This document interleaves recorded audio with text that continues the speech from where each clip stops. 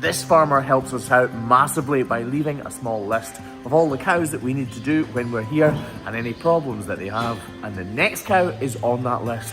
And next to her number, it says new bad front right. So she must have something wrong, or at least something that's causing pain on her front right foot. You're watching the Hoof GP. And I won't let it rush when I see you dance, and the moment comes when I fall and time goes slow. I fall into you.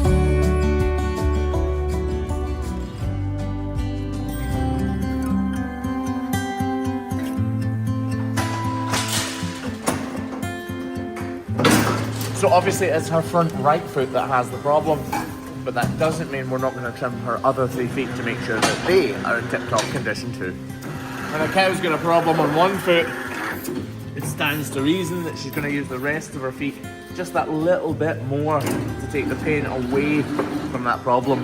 That being said, this farm's really diligent and she won't have had that problem for very long at all, so it's unlikely the other feet have problems. So I've just told you that this farmer is really diligent and looks after these cows very well, and this cow's foot is a demonstration of that. It doesn't really need much taken off it at all. All I'm doing is correcting the length and the height of this outer claw so that it matches the inner one as perfectly as possible.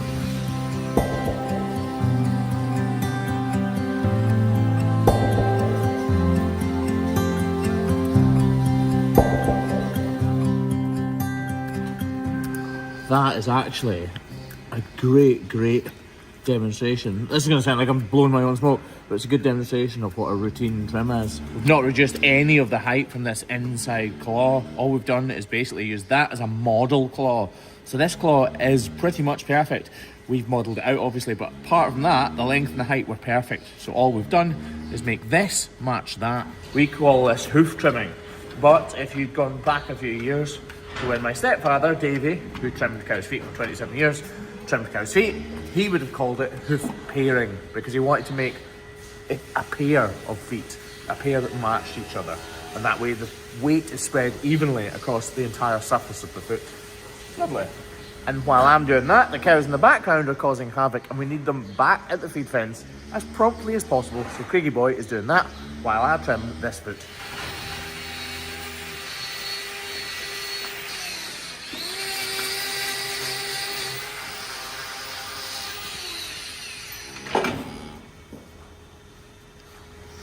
I love your I'm like serious face there. You got a different walk when you're on camera. He's more correct. You're like, aye, that's exactly. Legs that are killing me. Sorry, that's what it. Oh, Craigie boy's back in the gym because he's trying to catch up. I never needed to catch up. I mean, you've got bigger arms, but still. Oh, height. I never realised how wee you actually were. It's not funny, Graham. You can see straight away that this isn't quite right.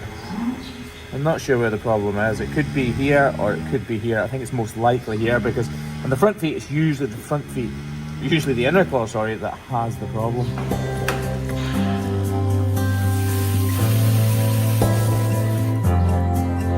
So I start off by grinding this foot.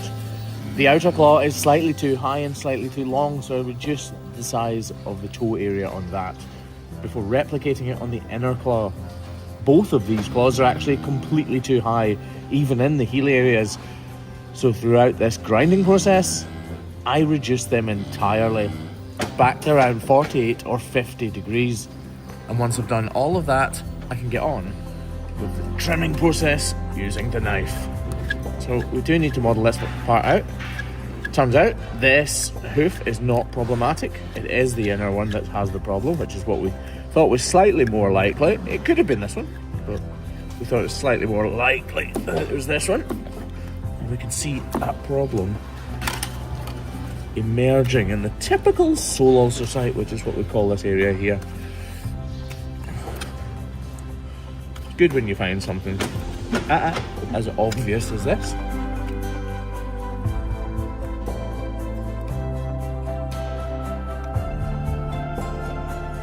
It is a sole ulcer. Sole ulcers are basically a fancy term for a blister.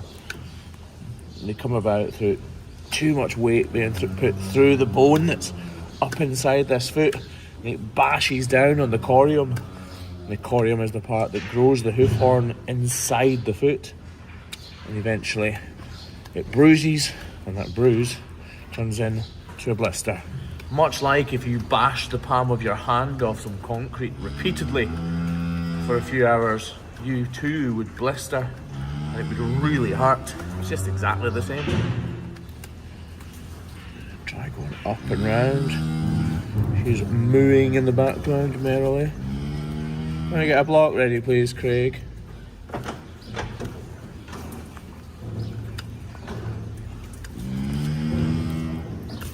Oh, thought I was going to cut myself there.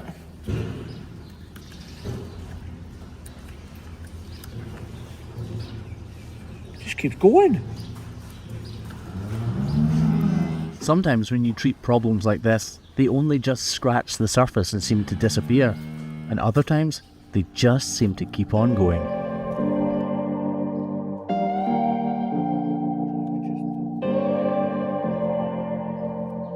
I was lost without any direction. Had a line so many times, but I needed attention. No matter what I say, no matter my regrets, things still been said and done. There's not a part of me that wants to say no, but I have realized. This is voiceover. Go on, man. So before I get Craig to apply the block to this foot, I reduce the heel to take the weight off that white line issue. That's as far as I'm going, because the block's now on it. It's a sole ulcer, Craig.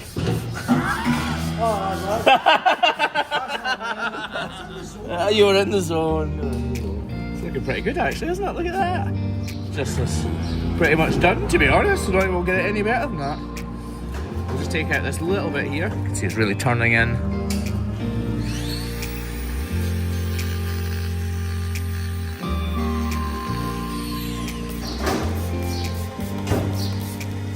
Done.